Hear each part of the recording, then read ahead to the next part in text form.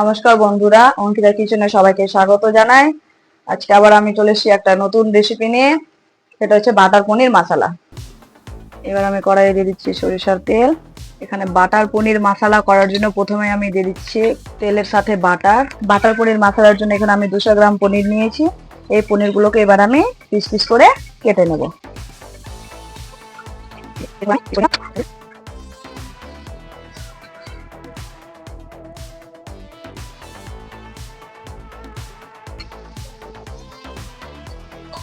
হালকা করে ভাজা হয়ে গেছে, লাল লাল হয়ে গেছে এরকম। এবার আমি পেঁয়াজ গুলোকে 4 পিস করে কেটে নেব। এবার আমি লঙ্কা গুলোকে চিড়ে নেব এইভাবে। এবার আমি ওই তেলের মধ্যে দিয়ে দিচ্ছি কেটে রাখা পেঁয়াজ মশলার জন্য, চেরা লঙ্কা, রসুন, ছুটিয়ে রাখা রসুন,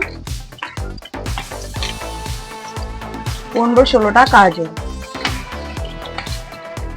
আর এদিকে কুচনো টমেটো।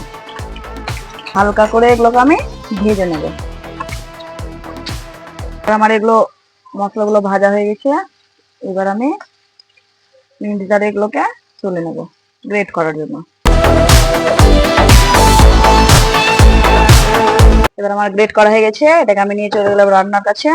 এবার আমি ফোড়নে দিয়ে দিচ্ছি একটা শুকনো লঙ্কা, দারচিনি, লবঙ্গ, জিরে, মুখ ফাটানো এলাচ।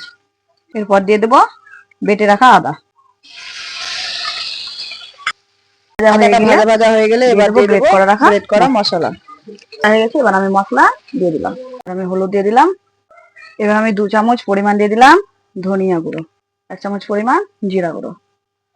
কালার আনার জন্য এবার আমি দিয়ে দিলাম 1 চামচ লঙ্কা গুঁড়ো। এবারে গন্ধতে রান্নাঘর মোমো করছে। আমি 50 গ্রাম টক দই দিয়ে দিলাম। খুব সুন্দর কালার এসছে, দেখুন কত সুন্দর কালার এসছে, দারুন। এবার দিয়ে দিলাম পরিমাণ মতো লবণ। আমি সুন্দর করে কষিয়ে নেব। আবার আমি এখানে দিয়ে দিলাম 1 চামচ বাটার। 3 চামচ বাটার দেওয়া হয়ে গেল।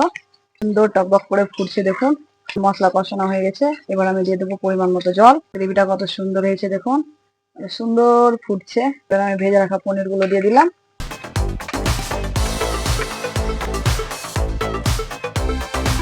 সুন্দর হয়েছে দেখুন। আমি অল্প পরিমাণ চিনি দিয়ে দিলাম টেস্ট আসার জন্য। এবার আমি দিয়ে দেবো কসুরি মেথি, সবশেষে দিয়ে দিলাম গরম মশলা।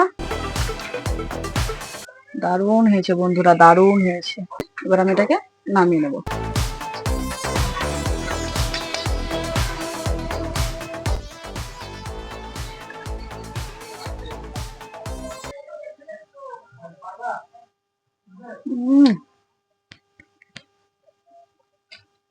দারুণ হয়েছে, খুব সুন্দর। এবার ট্রাই করে দেখবেন, অত্যন্ত ভালো লাগবে।